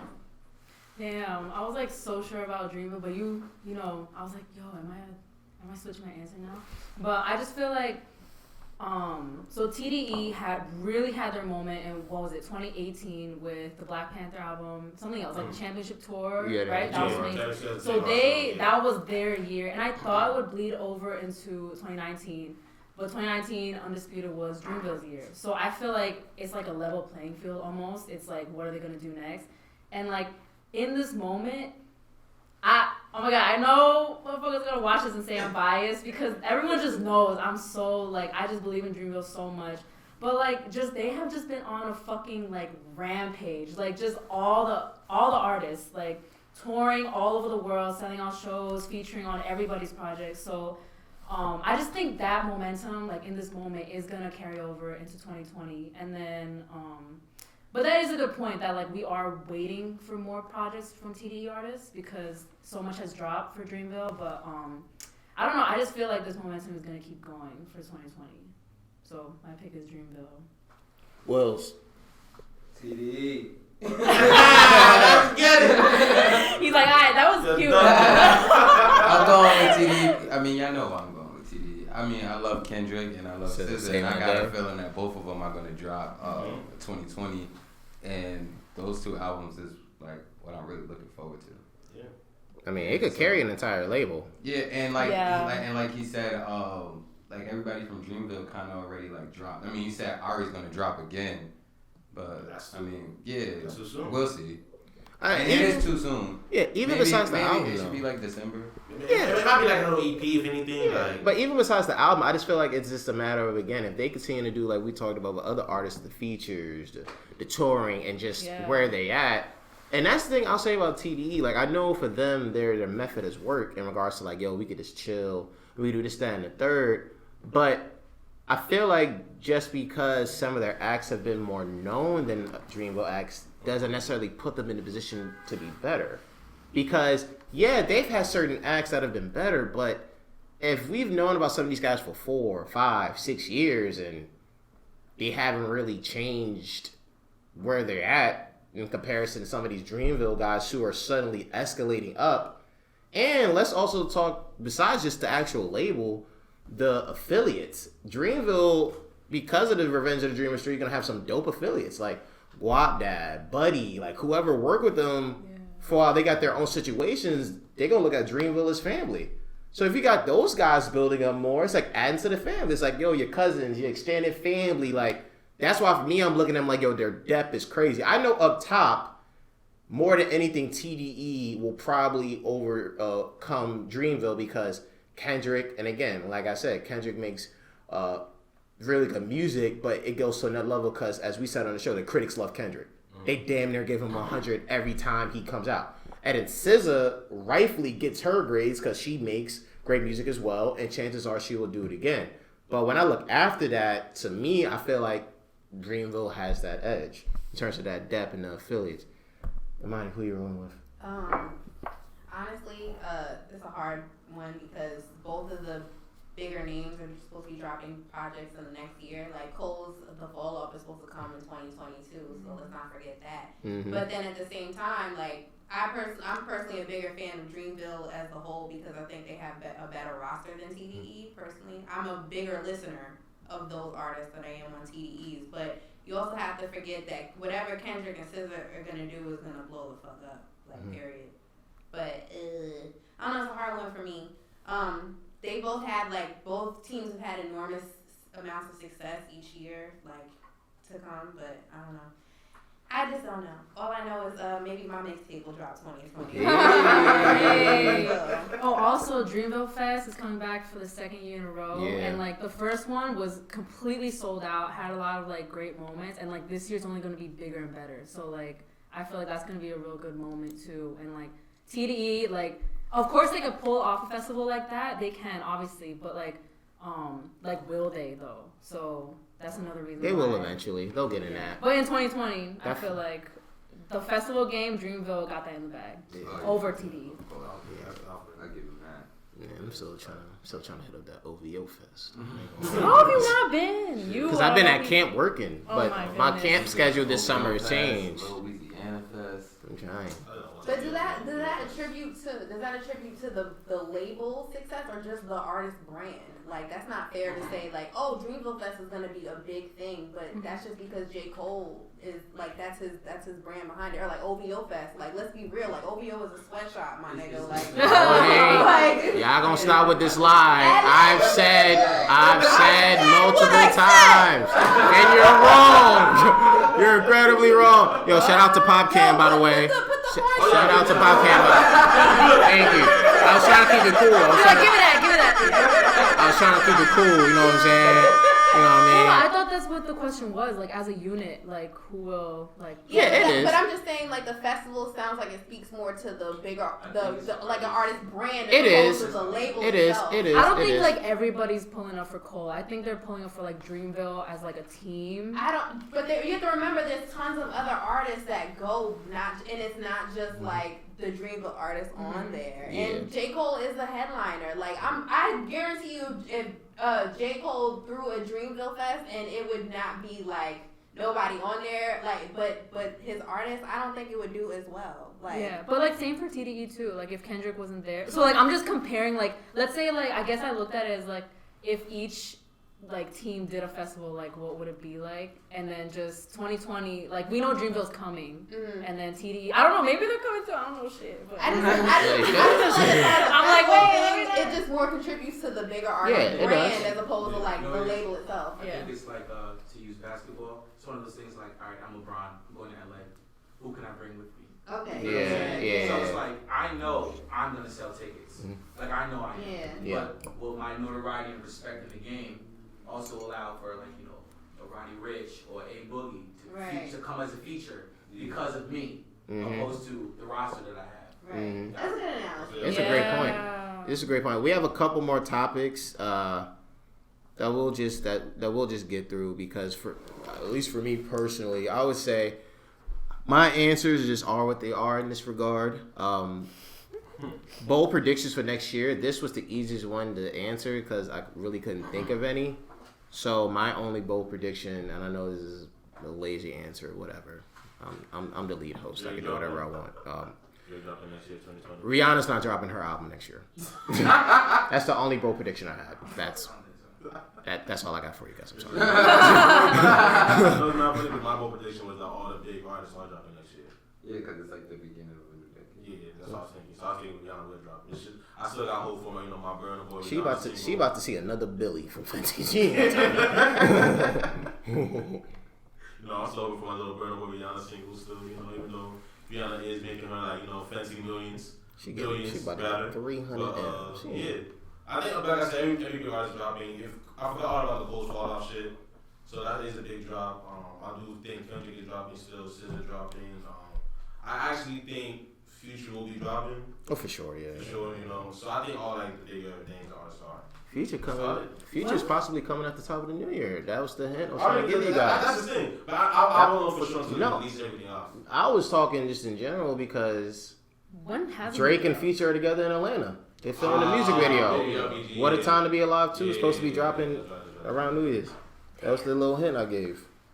But yes, who else want to go for bold predictions? Just to piggyback off the Rihanna shit, I actually thought she was gonna drop because allegedly she was supposed to drop a double disc, and I feel like that's gonna be trash.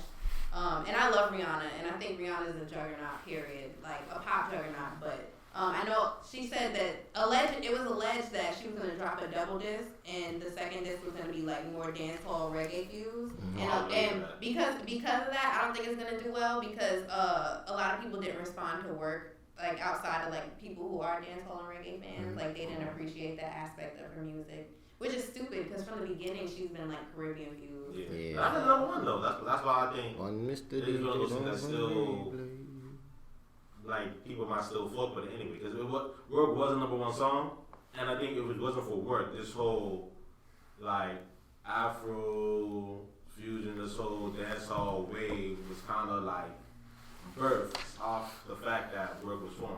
Only because I know a lot of big Rihanna fans and just like they're pop fans. They're not dancehall fans, so they didn't appreciate the fact that they couldn't get into it like that. Like the Needed Me. They want like the pops. They want the pop shit. Gotcha. They need some shit with some pop in it. You're at like 5. You said a bad She's a shooter. We gotta keep her in the game. We'll call a timeout to give her a break, but she ain't getting subbed out. Let's be clear, I'm John Moran out here. He almost ended my man's life yesterday in that game. But we beat him anyways. So we good. He missed and we beat him. Wells, what's your bold prediction? My bold predictions is, we already said it. What a Time to Be Alive 2.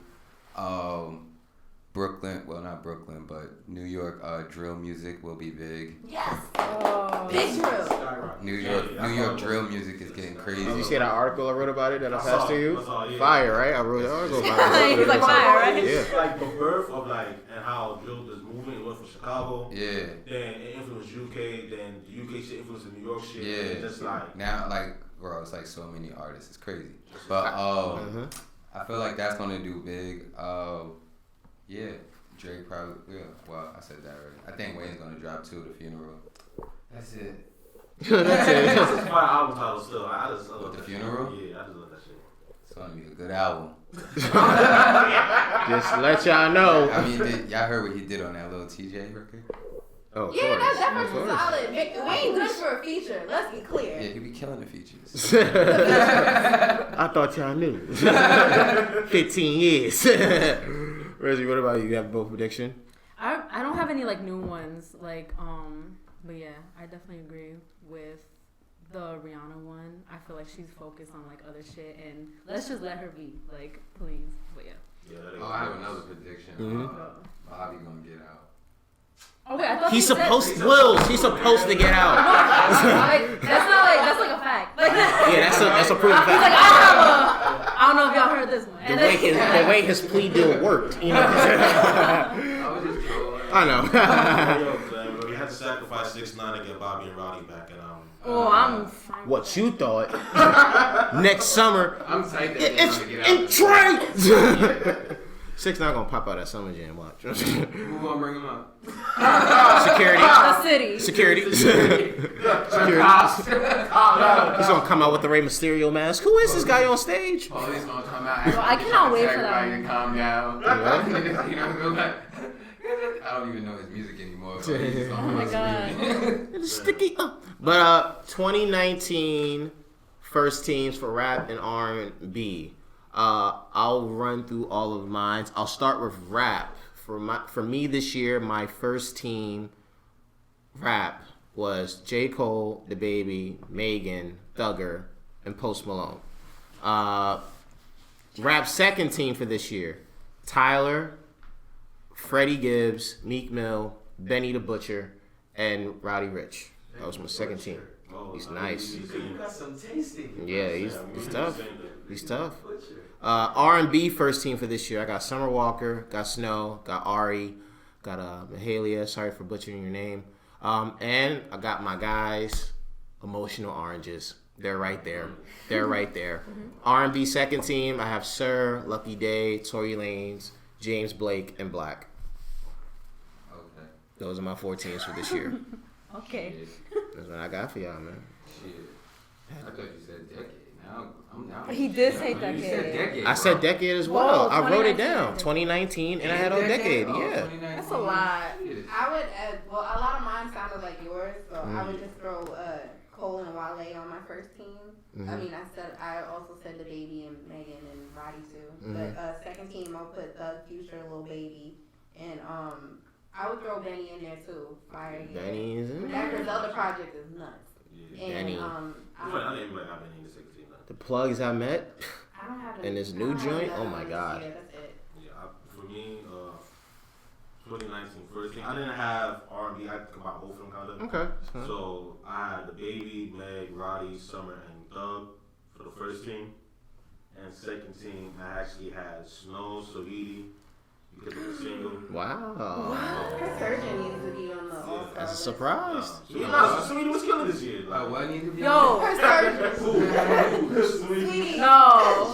She's a very pretty girl and my type can rock, but let's be clear, she's on there for her features and not her rap features. I mean, nah, she can't rap, but like that my type single was definitely. It was huge, and people don't want to admit it because they just want to That's criticize why everything she does. but name a song that she hasn't popped with that wasn't a sample or an interpolation of an older song. I know, yeah. Interpolation. None of her other ones I'm pop. about That to shit, say, you know that song is on WWE 2K20? What, Icy? Icy. That's fucking Because I'm crazy. icy. Yeah. oh, that shit That shit is on WWE 2K20. Yeah. I be playing the game, I be like, some icy. That I never been the one to get RP up on the whites. Yeah, she was flowing on that. But yeah. I told you, man. This was Saweetie, Snow. That made I me got so Wale, Benny the Butcher, and Freddie Gibbs. Wale hurt me to put him in the second team, but like 2019 first team was kind of undeniable, so I just had to put. I know I had to put some of them. There's gonna be somebody left out. There's gonna be somebody left out. Who hasn't given their team? Speak your piece. My hip hop team is basically the same: Meg, Roddy, the Baby, Cole, Thug, and then R&B. The only people that haven't been mentioned that I put on mine are Sir. He dropped a project this year. Yeah. Like, That Chase of Summer shit is I wild. Yeah. really loved his album. And Lucky Day, Painted. Lucky Day, Grammy nominated. Yeah. Salute. I don't want to say it or not, but Oh, now you have to say it. it's just, I don't know what it is with RCA and with these R&B artists where they like drop like the EPs and then they kind of like just make the EPs the brand new album. Cause they've been doing that with her. And Yeah. They a lot. I just honestly want all original music. I don't need to. Yeah, Painted was just shit that we heard, You heard already, repackaged. And that's why, like, I don't know. That's why for me, anytime it came like for R&B and shit, Lucky Day, I just couldn't really. The music was great, but it wasn't really like it was original songs, but like it should be all already heard. I think the only artist. Her as well. I think the only artist RCA may have handled differently. I may be wrong. I think it was Bryson. Bryson's with RCA, right? I think they put Trap Soul out right off the bat. Then they helped him cook up so he could put out the second project, True to Self, and then he's just been chilling ever since. So they didn't do like the whole EP compilation with Bryson. Because he just came out of nowhere. This is with RCA as well, as a secondary or distribution or whatever, and they seem like they handled Control better than any other R&B. And I think Chris Brown too. I think Chris Brown is still with RCA too. Yeah, I think so. So. RCA got themselves a nice little R&B roster. The same way Kinda. Atlantic got a fire rap roster. Oh yeah, they did her dirty. But at the same time, she may have did herself dirty. She broke the new. No, I don't think that's what it is. I think RCA tried to push her more of like a pop thing, and like her music on SoundCloud was more like it had like a different R&B vibe than what they tried to force. Who was SZA? No, Tinashe. Oh, yeah. And now she's doing better now that she's independent. You know that, right? Huh? She put out a new project and it's better than anything she put out in a while. You should listen to it. Yeah. Tinashe. all decade teams. Oh, I have mine this year team. No, I just made it up Yes, real fast. go. Go ahead. I mean, it's the same as Ronnie the Baby, Meg, Cole Thug. Second, I'm gonna go Lil Durk, Wale. I mean, it's I don't know if it's rap or R&B, but I got Tory and Chris Brown. Okay. They rap too. I mean, why not? That's right. Yeah, too. For my all decade teams, for what I have before we wrap up, I have For the first team. Drake all featuring decade Drake. first team. Drake, Cole, Kendrick, Future, and Meek. Yeah, it's about the same. All decade rap second team. I have Nicki, Pusha T, Ross, Travis, and Tyler. Wow. Fuck, this is so hard. You're not such a leaving hard Ross out. If you leave Ross out, you're bugging. I actually have a list You're very similar bugging. to yours. My old decade would be Kanye, Future, Drake, Kendrick, Cole for the decade, and the second team Ross, Nicki, Fab, Chris Brown, and Meek. Fuck, I forgot my second. Yeah, can we not forget his mixtape run? Like he was like What from was the that beginning of the Thanksgiving? decade. He What was had, that Thanksgiving mixtape? Soul Tape. Soul But then, Tape. but then there's no competition was in this decade as well. That series was in there. I don't know why that felt like And so the old. first Summertime Shootout is fire. I can't Yeah. speak for the last two, but the first one is fire. First one is fire. So he's been the most consistent. So one of the most. You know what's so funny? When it came to Travis, I had a theory for Travis. I was thinking like I was gonna put him on this team because I was looking at him as gonna look at him as an act that was gonna define the 2020s. And then I thought about it, and I'm thinking his impact over the last 5 years alone has been so big in his growth with Rodeo. You think about obviously Astroworld. You think about Birds in the Trap, Sing McKnight. And you think about all the other joints. It's so massive and so good, and his growth into the superstar. It's like, yeah, I can't hold you over until the 2020s. I gotta put you on this team. And Tyler's the same way. Folks don't understand. Tyler's at the point of his career where low key he could be like a mentor, OG to these cats, because he's been around for damn near an entire decade. He came out 2011. He's doing what all these little kids are doing now. Yeah. The whole I know. He came out in He's 2011 growing. and has only grown and has gotten better in his big time. So that's why I had to put Tyler in there. Nigga was the original troll, yeah. But that's all I got for my all decade teams. So my shit, niggas, you ain't know the drill. Drake, Cole, Kendrick, the usual three, the big three right there. But I got Young Thug and I got Future on my first team. For my second team, this is tough. Cause I don't even know the last person either. I just got Travis, Pusha T, Ross. I got Big Sean, surprisingly enough. But I will put Big Sean up there. I was For fighting the with whole that. decade. I was fighting with that. Too, I was. I felt like he gave us half a decade. Yeah, It was that's what I tough. was gonna say. Half a Mixtape decade. decade, album wise. Yeah. It was Detroit's still a great Detroit, mixtape. yes. He gave us half a Scott Paradise decade. is still good. Like I might not have fucked I decided, but it definitely had a few gems on there. Sky Paradise? Yeah. Great. Great. Oh. Great. That's his magnum opus. That is, yeah. As far as Pretty we're much. as far as And we're talking. shit, for the last one, it's rough. Oh, decade. I'm just gonna have to say it might be a New York bias because you already know, but I don't know. I don't got anyone else to say. No, actually, no. Fuck, I'm gonna go with y'all niggas, Nicki. Why do you have to think so hard about that? Yeah, she is. That was hard. Yeah, that was hard. You know why Nicki has to get in? Influence. Because exactly Yeah. the influence. People gotta give her her flowers. And her first. Before we got Cardi and Megan, you know, she was running for like 7 years by herself. Yeah. Bro. Yeah. That shit, so I'm Yeah. buzzing. Yeah, bro, we gotta put it in there. We gotta put it in there. Definitely Nicki, but yeah, that's Did you it. give your all decade teams? Just wait. So we're like not allowed to mention Hov, or like I'm not. I'm personally not Or you guys mentioning didn't want Hov to mention because he's at the God level. Yeah. He's at the God level. You can't put him on any team. He's the You owner. can mention him. Like, She's period. the Like, coach. Okay. he ain't At even this a, point, he ain't he's like even, a player coach. No, the I owner, would like she said, he owns he's the owner. Yeah, Like, he's the owner. Like, He owns the arena he's too. the governing. Like, He owns the arena. seats. Okay. And if we're talking about people who ruled the decade, I mean, yeah, he's been like astronomical, but he's like ruled like a rap, like just rap Era. like, Yeah. Yeah. Okay. True. So I'm gonna take that. But I was like, wait, are you guys like? You just think he ruled like the early 2000s, not the 2010s, or just not mentioning him? I just need to like. No, I just felt like it was just Yeah, like. if you want to put him in there, by all I mean, means. technically he can. I mean, Yeah. 444, Okay, I did, 'cause I did. Watch the Throne, Magna Yeah, Magna yeah, Carter. exactly. The Throne was his in the 2010s, I think Watch the Throne was it. Like that was the most, that was like significant. You know what I'm saying? That was you got such a good Kanye time. coming into his prime. This Yeah. mad scientist, genius type of guy. Next to the most lyrical guy of all time. Yeah, and then he finished the decade with 444. But Which is exactly. But okay, we're gonna sit here. Let's not act like 444 is Watch the Throne because it's not. It's not. It's better. No, that's bias. No, that's opinionated. It's not opinionated. Watch the Throne. Okay. When you can perform niggas in Paris 10 times straight and the energy gets better 10 to like. But I feel like the moment of Watch the Throne is better than the actual album. Like just the fact that it was Kanye and Jay-Z coming together, I think that moment made it definitive.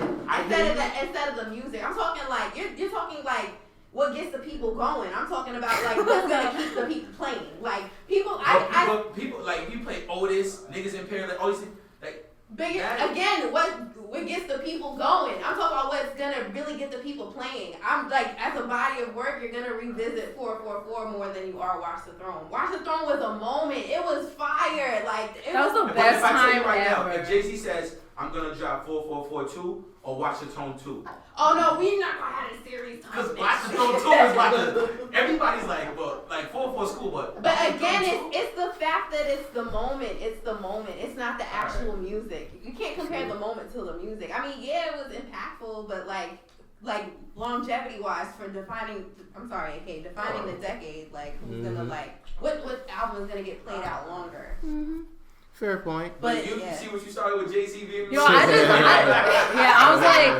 was like, why is nobody mentioning? I was like, yo, like what? Like I would put Hov on top of every list. Period. Yeah.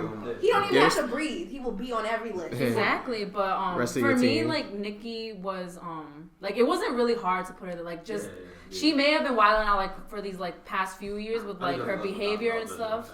But like just in general, you have to give Nicki her flowers. Like you really, really do, and Ross as well. And I just have like a question. Like this man is not on my list, but like a lot of people would put him. You know Sean, like Sean. Yeah.